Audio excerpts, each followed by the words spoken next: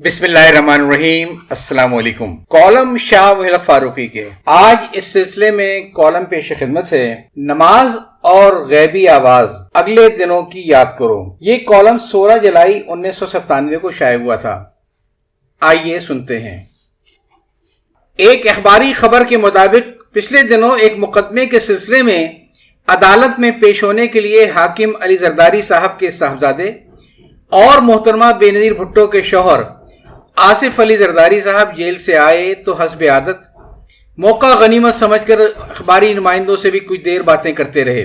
اسی سلسلے میں انہوں نے کہا کہ ان کے کانوں میں غیبی آوازیں آیا کرتی ہیں کیونکہ وہ نماز پابندی سے پڑھ رہے ہیں۔ زرداری صاحب نے پابندی سے نماز پڑھنے اور اپنے کانوں میں لمبی آوازیں آنے میں غالباً یہ سوچ کر ربط پیدا کرنے کی کوشش کی ہے کہ اس طرح ان کی بزرگی تسلیم کر لی جائے گی، اور جب کبھی خدا نہ خواستہ وہ نہیں رہیں گے تو لوگ ان کی یا ان کی تصویر کی زیارت خسر محترم کی تصویر کی طرح چاند میں کر لیا کریں گے۔ لیکن شاید یہ نہیں معلوم کہ ان دونوں میں خسر اور داماد میں نہیں بلکہ نماز اور غیبی آواز میں کوئی ربط نہیں ہے۔ اگر کوئی ربط ہے تو ربط مخالف ہے، ربط موافق نہیں ہے۔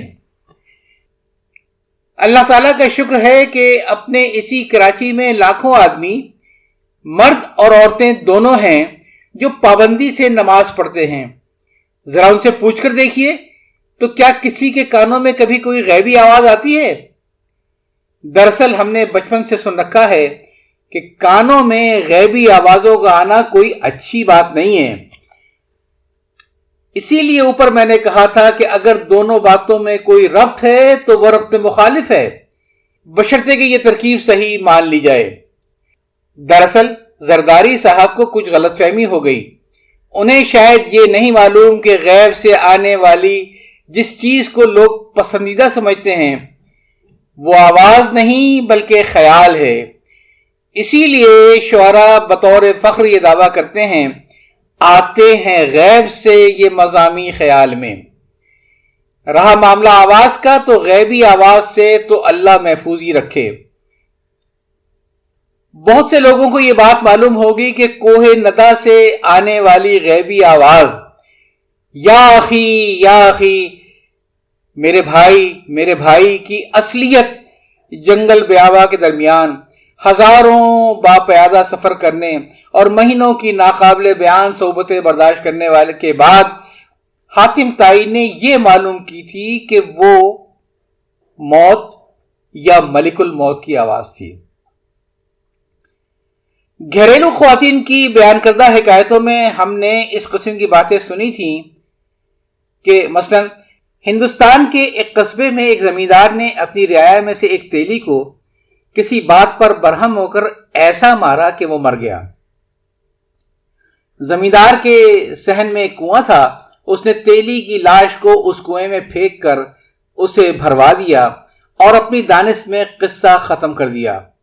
مشہور یہ تھا، کبھی کبھار اس کنویں سے تیلی کی لمبی آواز آتی تھی، اگلے دنوں کی یاد کرو۔ لوگوں کا کہنا تھا کہ اس آواز کے آنے کے 2-3 دن کے اندر زمیندار کے گھر کا کوئی نہ کوئی فرد مر جاتا تھا۔ مجھے نہیں معلوم کہ اب وہ مکان باقی ہے یا نہیں، اور اگر باقی ہے تو زمیندار کے خاندان کا کوئی فرد اس مکان میں رہتا ہے یا نہیں، اور وہ غیبی آواز اب بھی آتی ہے یا مرور ایام نے اسے کولو میں پیل کر اس کا تیل نکال دیا ہے۔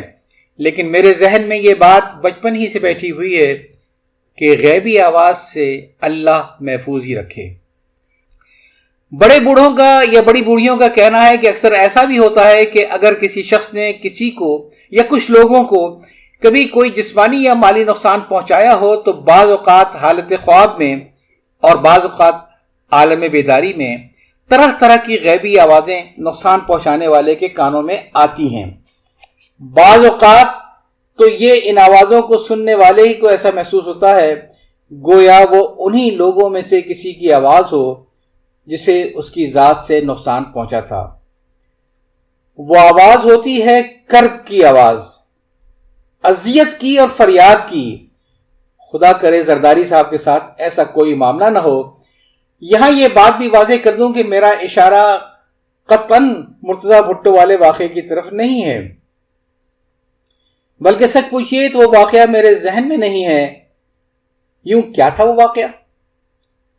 کبھی ایسا ہوتا ہے کہ کانوں میں آنے والی یہ آواز بالکل ہی غیبی آواز ہوتی ہے، جس کا کوئی تعلق ایسے لوگوں سے نہیں ہوتا جنہیں سننے والا شناخت کر سکتا ہو، بلکہ ایسا معلوم ہوتا ہے کہ غیبی آواز سننے والے کا خود اپنا ضمیر ہے جو سوال جواب کر رہا ہے. مثلا کبھی یہ سوال جواب اس طرح ہو سکتا ہے: زرداری، کیا تمہارے پاس روپے ہیں؟ بلے دارم، ہاں میرے پاس روپے ہیں. از کجا یافتی، تمہیں یہ روپے کہاں سے ملے؟ از غیب یافتم، مجھے یہ روپے غیب سے ملے ہیں. اب آصف علی زرداری صاحب غور کریں، ان کے کانوں میں آنے والی غیبی آوازیں ان سے اس قسم کے سوال جواب تو نہیں کرتی، کیونکہ اگر ایسا ہے تو پھر یہ غیب نہیں عیب ہے، پہلے نقطے کے ساتھ بغیر دوسرا نقطہ لگائے. بعض لوگوں کا معاملہ تو بہت ہی خراب ہوتا ہے. اگر ان کے کانوں میں کسی غیبانی کی آواز آ جاتی ہے تو وہ اسے بھی غیب کی آواز سمجھ ہوں. بات کچھ پھیلتی جا رہی ہے، لہذا میرے خیال میں بس اتنا کہہ کر اس کالم کو یہیں ختم کر دینا بہتر ہے. اگلے دنوں کی یاد کرو. اجازت چاہتا ہوں. اللہ حافظ.